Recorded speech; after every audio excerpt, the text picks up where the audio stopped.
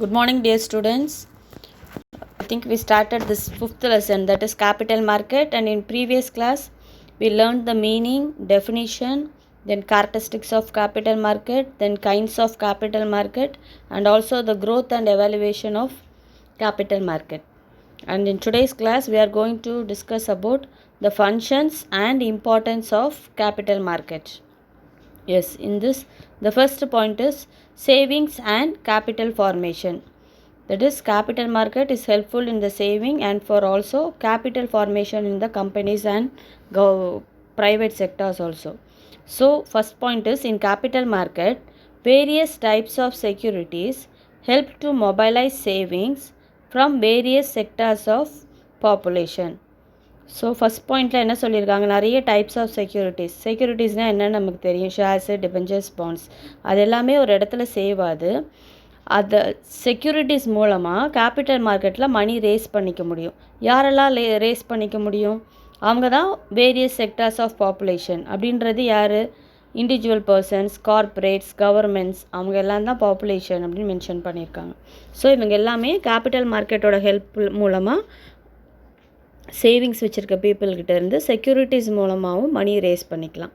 Second point is the twin features of reasonable return and liquidity. So twin features இருக்குது. என்னெல்லாம்? ஒன்று reasonable return, இன்னொன்று liquidity. So in stock exchange are definite incentives to the people to invest in securities. Capital மார்க்கெட்டில் இருக்கிற twin features என்ன? ஒன்று reasonable return, இன்னொன்று liquidity. Reasonable ரிட்டர்ன்ன்றது ரேட் ஆஃப் ரிட்டர்ன், அதில் கிடைக்கிற இன்ட்ரெஸ்ட் அமௌண்ட் இல்லை டிவிடெண்ட் அமௌண்ட், அது ரீசனபிளாக இருக்குது. இன்னொன்று லிக்விடிட்டி, ஈஸியாக செக்யூரிட்டிஸை கேஷாக கன்வெர்ட் பண்ணலாம், கேஷாக செக்யூரிட்டிஸாக கன்வெர்ட் பண்ணலாம். ஸோ லிக்விடிட்டி பொசிஷன் ரெண்டுமே ஓகே. ஸோ இந்த ரீசனுக்காக தான் பீப்புள் எதில் இன்வெஸ்ட் பண்ணுறாங்க? செக்யூரிட்டிஸில் இன்வெஸ்ட் பண்ணுறாங்க. ஸோ இது எங்கே டீல் ஆகுது? கேபிட்டல் மார்க்கெட், ஸ்டாக் எக்ஸ்சேஞ்சில். ஸோ இதன் மூலமாக பீப்புளோட சேவிங்ஸும் யூஸ்ஃபுல்லாக இருக்குது, கம்பெனிஸ்க்கும் கேபிட்டல் ஃபார்ம் ஆகுது. அதனால் first one is savings and capital formation. Second one is permanent capital. So the existence of capital market enables the companies to raise permanent capital. Capital market மூலமாக தான் கம்பெனிஸ் எல்லாம் அவங்களோட permanent capital raise பண்ணிக்கிறாங்க. Second point is the investors cannot commit their funds for a permanent period, but companies required funds permanently. அதாவது investors எப்போவுமே பெர்மனெண்ட்டாக அவங்கக்கிட்ட fund இருக்குன்னு சொல்ல முடியாது, இந்த டைமில் இருக்குன்னு சொல்ல முடியாது. அவங்கக்கிட்ட எப்போ இருக்கோ அப்போ தான் அவங்க இன்வெஸ்ட் பண்ண போகிறாங்க. லெண்டர்ஸ்கிட்டேருந்து பாரோவர்ஸ்க்கு ட்ரான்ஸ்ஃபர் ஆகும். ஆனால் கம்பெனிஸ் அப்படி சொல்ல முடியாது. எப்போவுமே அவங்களுக்கு ஃபண்ட்ஸ் எப்படி தேவைப்படும்? எந்த ஒரு சிச்சுவேஷன்லையும் அவங்களுக்கு ஃபண்ட்ஸ் தேவைப்படும், இல்லைன்னு அவங்க சொல்ல முடியாது. So the stock exchange resolves this interest by offering an opportunity to investors to buy or sell their securities while permanent capital with the company remains unaffected. So கம்பெனிக்கு எப்போவுமே கேபிட்டல் தேவைப்படும், அதனால் அந்த சிச்சுவேஷன் சேஞ்ச் ஆகாமல் அப்படியே தான் இருக்கும். Investors யார்கிட்ட எப்போ மணி இருக்கோ அவங்க லெண்ட் பண்ணலாம். பாரோவர்ன்றது கம்பெனி, அவங்களுக்கு எப்போவுமே கேபிட்டல் தேவைப்படும், அவங்க நீடில் தான் இருப்பாங்க. ஸோ அவங்களோட பெர்மனெண்ட் கேபிட்டல் ஸ்டார்ட் பண்ணுறதுக்கான இனிஷியல் அமௌண்ட் அஃபெக்ட் ஆகாமல் அடிஷ்னல் கேபிட்டலை இந்த கேபிட்டல் மார்க்கெட்டில் ரேஸ் பண்ணிக்கலாம். ஆனால் லெண்டர்ஸ் எப்போ அவங்கக்கிட்ட அவைலபிளாக இருக்கோ அப்போ அவங்க சப்ளை பண்ணால் போதும். The third one is industrial growth.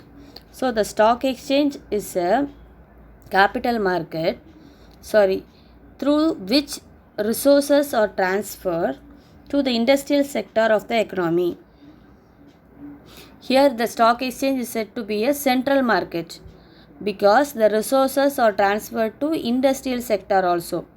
So இந்த கேபிட்டல் மார்க்கெட் மூலமாக இண்டஸ்ட்ரீஸும் க்ரோத் ஆகுது. ஸோ இண்டஸ்ட்ரீஸோட க்ரோத்துக்காகவும் கேபிட்டல் மார்க்கெட் ஹெல்ப்ஃபுல்லாக இருக்குது. இங்கே ஃபஸ்ட் பாயிண்டில் கேபிட்டல் மார்க்கெட்டை வந்து சென்ட்ரல் மார்க்கெட்டுன்னு சொல்லியிருக்காங்க. So the existence of such an institution encourages people to invest in productive channels. So இண்டஸ்ட்ரீஸ்ன்றது ப்ரொடக்ஷன் ஒர்க் அண்டர்டேக் பண்ணுறவங்க தான். ஸோ பீப்புள் ஏதாவது நியூ ப்ரொடக்ஷன் பண்ணணும் அப்படின்னு நினச்சாங்கன்னா அவங்களும் ஸ்டார்ட் பண்ணலாம். ஏன்னா அவங்களுக்கு யார் ஹெல்ப்ஃபுல்லாக இருக்கா? Capital market. The third one is it stimulates industrial growth and economic development of the country by mobilizing funds for investment in the corporate securities. Same point தான், இண்டஸ்ட்ரியல் க்ரோத்தும் சரி எக்கனாமிக் டெவலப்மெண்ட்டும் சரி யாரோட இன்வெஸ்ட்மெண்ட்னால ஹை ஆகுது? செக்யூரிட்டிஸோட இன்வெஸ்ட்மெண்ட். ஸ்டாக் எக்ஸ்சேஞ்சில் இல்லை capital மார்க்கெட்டில் நம்ம பண்ணுற செக்யூரிட்டிஸோட இன்வெஸ்ட்மெண்ட்னால எக்கனாமிக் டெவலப்மெண்ட்டும் கிடைக்கிது, இண்டஸ்ட்ரீஸும் க்ரோத் ஆகிறாங்க. The next one is ready and continuous market. அதாவது எப்பவும் ரெடியாக இருக்கிற ஒரு market ஃபினான்ஸ்க்காக. So the stock exchange provides a central convenient place where buyers and sellers can easily purchase and sell securities.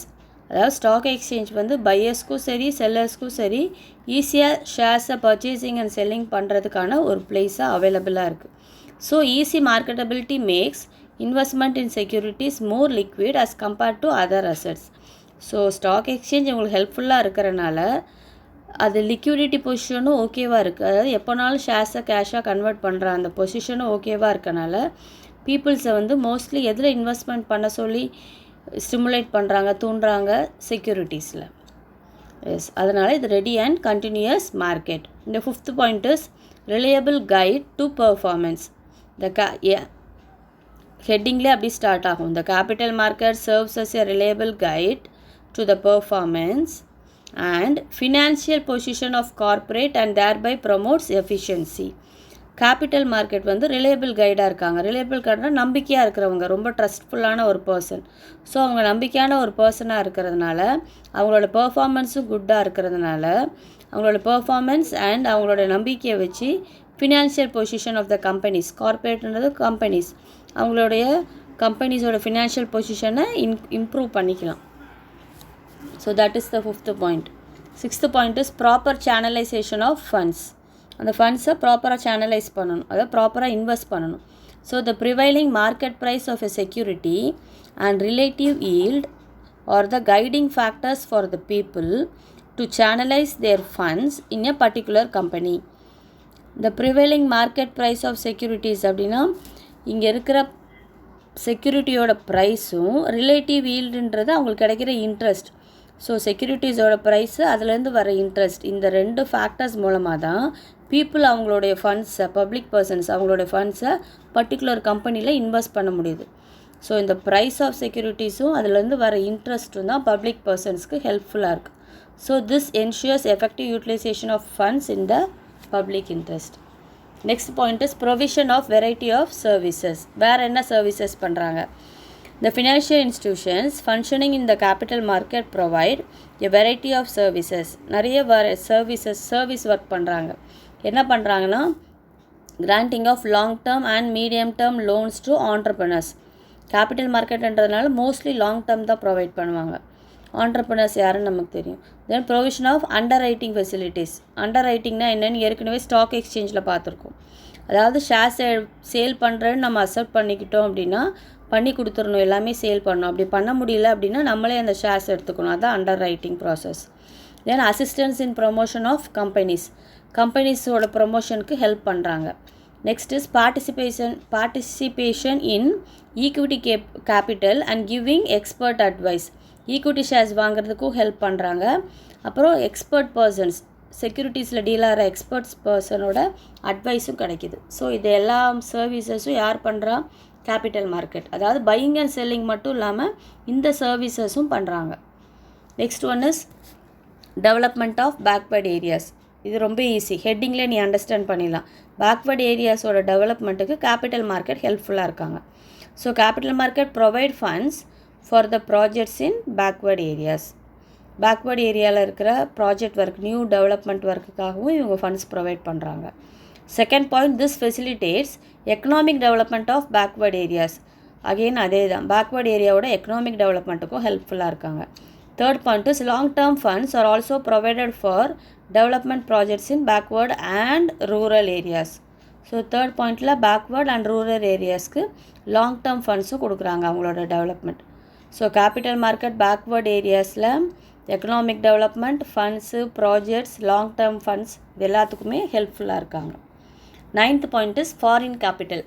Capital market மூலமாக foreign கேபிட்டலும் raise பண்ணலாம். So capital market makes possible to generate foreign capital. Second point, Indian firms are able to generate capital funds from overseas market by way of bonds and other securities. இந்தியாவில் இருக்க companies foreign கம்பெனிஸோட shares and டிபென்ச்சர்ஸையும் நம்ம வாங்கலாம். அதுக்கும் capital market ஹெல்ப்ஃபுல்லாக இருக்காங்க. Third one is government has liberalised foreign direct investment FDI in our country.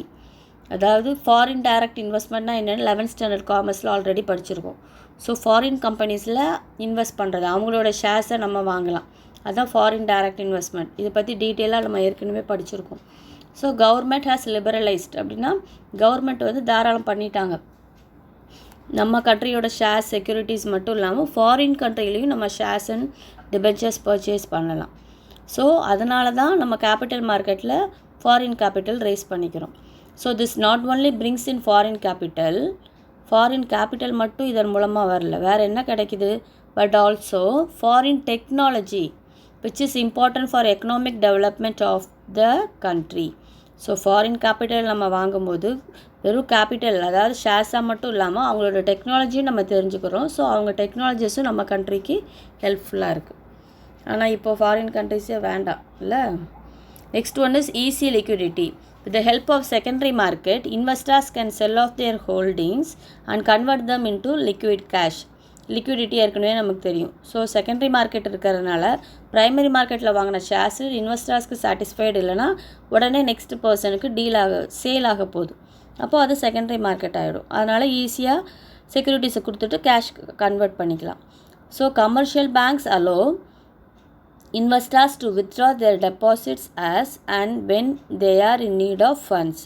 So இந்த கேபிட்டல் மார்க்கெட்டில் டீல் பண்ணுறதுக்கு ரொம்ப ஹெல்ப்ஃபுல்லாக இருக்கிற பேங்க்ஸு கமர்ஷியல் பேங்க்ஸ். ஸ்டார்டிங்லேயே நம்ம பார்த்தோம். கமர்ஷியல் பேங்க்ஸ், டெவலப்மெண்ட் பேங்க்ஸ், அப்புறம் ஸ்டாக் எக்ஸ்சேஞ்ச், இந்த 3 ஆர்கனைசேஷன்ஸுமே ரொம்ப ஹெல்ப்ஃபுல்லாக இருக்கிற பர்சன்ஸ். ஸோ அவங்க ஹெல்ப்னால எப்போ வேணாலும் டெபாசிட் பண்ணலாம், வித்ட்ரா பண்ணலாம். என்ன பண்ண போகிறோம், கேஷ், ஷேர்ஸ், செக்யூரிட்டிஸ் எல்லாமே.